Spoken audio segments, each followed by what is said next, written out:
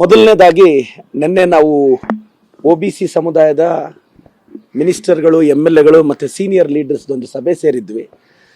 So ಆ ಸಭೆಯಲ್ಲಿ OBCಗಳು ನಾವೆಲ್ಲ ಒಂದೇ ಅನ್ನೋ ಧ್ಯೇಯವಾಕ್ಯ ವೇದವಾಕ್ಯದಲ್ಲಿ ಮುನ್ನಡೆದ್ವಿ. OBC ಸಮುದಾಯಕ್ಕೆ ಸರಿಸುಮಾರು ನಾವು 75% ಇದೀವಿ ಸಮುದಾಯ ಈ ರಾಜ್ಯದಲ್ಲಿ. ಸೊ OBC ಸಮುದಾಯಕ್ಕೆ ನಮ್ಮ ಡಿಮ್ಯಾಂಡ್ಸ್ ಏನೇನಿದೆ ಅನ್ನೋದು ನಮ್ಮ ಸರ್ಕಾರದ ಗಮನಕ್ಕೆ ತಂದು OBCಯ ಎಲ್ಲ ಯೋಜನೆಗಳನ್ನು ಅನುಷ್ಠಾನಗೊಳಿಸಬೇಕು ಅನ್ನೋದೇ ನಮ್ಮ ಉದ್ದೇಶ. ಸರ್, 1953 ಕಾಕಾ ಕಾಲೇಲ್ಕರ್ ಅಂತ ಒಂದು ಕಮಿಷನ್ ಫ್ರೇಮ್ ಆಗುತ್ತೆ. ಆ ಕಮಿಷನ್ ಅವರು 25ರಿಂದ 40% OBCಗೆ ರಿಸರ್ವೇಶನ್ ಕೊಡಬೇಕು, ಪ್ರೊಫೆಷನಲ್ ಕೋರ್ಸಸ್ಗೆ 70% ರಿಸರ್ವೇಶನ್ ಕೊಡಬೇಕು ಅಂತ ಸಜೆಸ್ಟ್ ಮಾಡ್ತಾರೆ.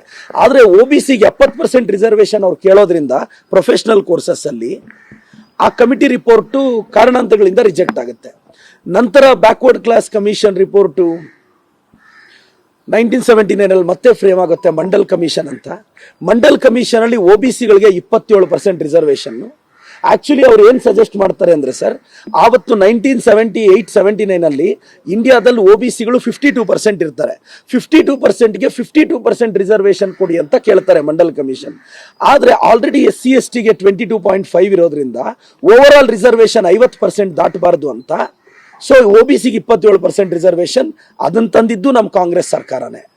ಆ ಕಮಿಷನ್ ರಿಪೋರ್ಟ್ ನ ಒಪ್ಕೊಂಡಿದ್ದು ಕಾಂಗ್ರೆಸ್ ಸರ್ಕಾರನೇ.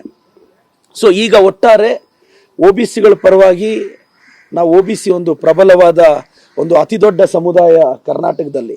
ನನ್ನ ಸರ್ಕಾರದ ಮೇಲೆ ವಿಶ್ವಾಸ ಇದೆ, ನನ್ನ ಕೇಂದ್ರದ ಮೇಲೆ ಹೈಕಮಾಂಡ್ ಮೇಲೆ ನನಗೆ ವಿಶ್ವಾಸ ಇದೆ.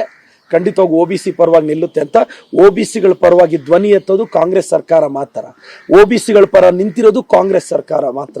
ಅಹಿಂದ ಭವಿಷ್ಯ ಕಾಂಗ್ರೆಸ್ ಮಾತ್ರ. OBCಗಳ ಫ್ಯೂಚರ್ ಕಾಂಗ್ರೆಸ್ ಮಾತ್ರ. ಆ ಸಭೆಯಲ್ಲಿ ನಾನು ಮಾತಾಡೋ ಅವಕಾಶ ಸಿಕ್ತು. ನಾನು ಅಲ್ಲಿ ನಮ್ಮ ಮೊಯ್ಲಿ ಸಾಹೇಬರು, ಹರಿಪ್ರಸಾದ್ ಸಾಹೇಬರು ಎಲ್ಲ ಇದ್ರು. ನಾನು ವಿನಂತಿ ಮಾಡಿದೆ, ಸರ್ ಅಟ್ಲೀಸ್ಟ್ ಈಗ OBCಗಳಿಗೆ ನಾವು ಕರ್ನಾಟಕದಲ್ಲಿ KPSC ಎಕ್ಸಾಮ್ಗೆ ಏಜ್ ರಿಲ್ಯಾಕ್ಸೇಷನ್ ಮಾಡ್ಬೋದಾ, ಎಕ್ಸಾಮ್ ಫೀಸಲ್ಲಿ ಕಡಿಮೆ ಮಾಡ್ಬೋದಾ? ಫಾರ್ ಎಕ್ಸಾಂಪಲ್ ಒಂದು ಮೆಡಿಕಲ್ ಫೀಸಲ್ಲಿ OBC ಮಕ್ಕಳು 63,000 ಕಟ್ಟಬೇಕು, ಅದರಲ್ಲಿ ಏನಾದರೂ ಕಡಿಮೆ ಮಾಡ್ಬೋದಾ? ಇಂಥ ಬಹಳಷ್ಟು ಡಿಮ್ಯಾಂಡ್ಸ್ನ ನಾನು ಇಟ್ಟು ಸರ್ಕಾರದ ಗಮನಕ್ಕೆ ತಂದು OBCಗಳ ಪರವಾಗಿ ಮತ್ತಷ್ಟು ಯೋಜನೆಗಳನ್ನ ಅನುಷ್ಠಾನಗೊಳಿಸೋ ಪ್ರಯತ್ನ ಮಾಡ್ತಿದ್ದೀವಿ ಸರ್. ಇದು ಮೊದಲನೇದು.